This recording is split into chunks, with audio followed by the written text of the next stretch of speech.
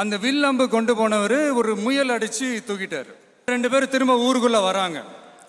ஒருத்தர் கையில முயலோட, இன்னொருத்தர் கையில வெறும் வேலோட. எஸ்ட்ரஸ் சைக்கிள் ஹீட்டுக்கு வரது அப்படின்னு சொல்லிட்டு சொல்லுவாங்க அனிமல் டேர்ம்ஸில். ஸோ அந்த ஹீட்டுக்கு வரதுங்கிறது, ஒரு முயல் குட்டி போட்டுடுச்சுன்னா 1 நாள் 2 நாள் 3 நாளில் மறுபடியும் இன்னும் ஒரு குட்டிகள் அடுத்த செட் ஆஃப் லிட்டர் அதுக்கு ரெடி ஆயிரும் வித்தின் 2 to 3 டேஸில். ஆனால் யானை வெறும் ஒரு குட்டி போடுறதுக்கே 22 மாதம். அது போட்ட பிறகும் அது மறுபடியும் அடுத்த ஹீட்டுக்கு வரத்துக்கு, எஸ்ட்ரஸை ரீச் பண்ணுறதுக்கு 1 வருஷம் 2 வருஷம் இல்லை, 5 வருஷம் 6 வருஷம் எடுக்கும்.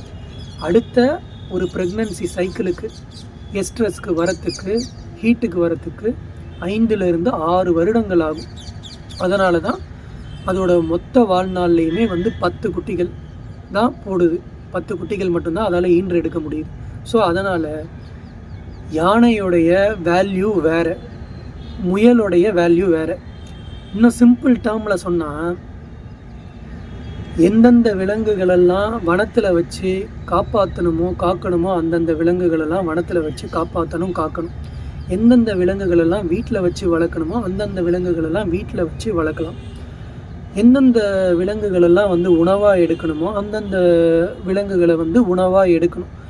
இப்படி தான் அமைப்புகளே இருக்குது. ஃபுட் செயின், இது மனிதருக்கும் சரி விலங்குகளுக்கும் சரி ஃபுட் செயினுங்கிறது இப்படி தான். எதை வேட்டையாடக்கூடாது, எதை சாப்பிடக்கூடாது.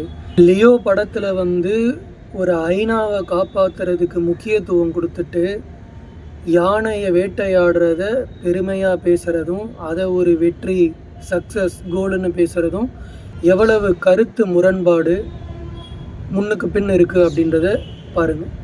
அந்த ஈட்டி கொண்டு போனவர் ஒரு யானையை எய்ம் பண்றாரு. யானையை எய்ம் பண்ணி தவற விட்டார்ல, அவர் தான் அச்சீவர். இதுதான்